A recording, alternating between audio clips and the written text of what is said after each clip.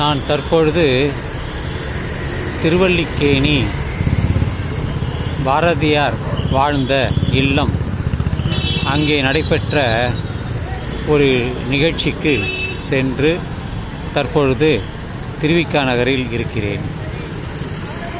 திருவிக்கா நகரில் இருந்து 38C பேருந்து எடுத்து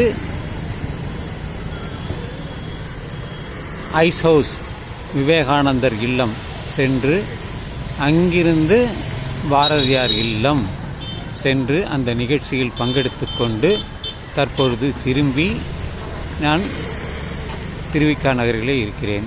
நடைப்பயிற்சிக்காக சற்று நேரம் ஒரு 4 சுற்று இந்த விளையாட்டு மைதானத்தில் சுற்றிவிட்டு தற்போது இங்கே இருக்கிறேன். வரும்பொழுது ஒரு விஷயத்தை பற்றி நினைத்து கொண்டே வந்தேன். உண்மை என்பதுதான். உண்மைக்கு திருக்குறள் உண்மை என்று எப்பொழுதுமே சொல்வதில்லை. அவர் வாய்மை என்றே சொல்வார். வாய்மை எனப்படுவது யாதெனின் தீதியில்லா சொல் அப்படிங்கிறது தான். எந்த சொல்லு சொன்னாலும் அதனால் துன்பம் வரக்கூடியது. அந்த சொல்லுக்கு பேர் தான் வாய்மை.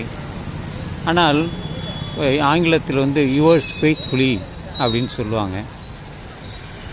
நான் உனக்கு உண்மையாக இருப்பேன் என்று ஒரு கணவன் மனைவிக்கும் அல்லது மனைவி கணவனுக்கும் அல்லது காதலன் காதலிக்கும் அல்லது காதலி காதலனுக்கும் சொல்லக்கூடிய வார்த்தை. நான் உண்மையாக இருப்பேன், நான் உன்னை காதலிக்கிறேன், உன்னை மெய்யாக, மெய் என்ற ஒரு சொல்லும் இருக்கிறது, உன்னை மெய்யாக காதலிக்கிறேன், உன்னை உண்மையாக காதலிக்கிறேன் என்றெல்லாம் சொல்வார்கள். எனவே மெய் என்பது வேறு, உண்மை என்பது சற்று வேறு, வாய்மை என்பது வேறு. மெய் மெய் என்பதற்கு மாற்று சொல்லே கிடையாது. மெய் மெய் என்றால் உடல்தான். அந்த உடலில் இருந்து மனதில் இருந்து வரக்கூடிய அந்த சொல்தான் வாய்மை.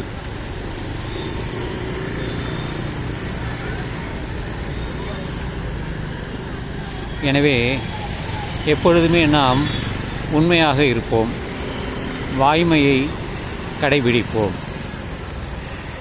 வாய்மை வலிமையானது என்று சொல்லி இந்த பதிவை நான் நிறைவு செய்கிறேன்.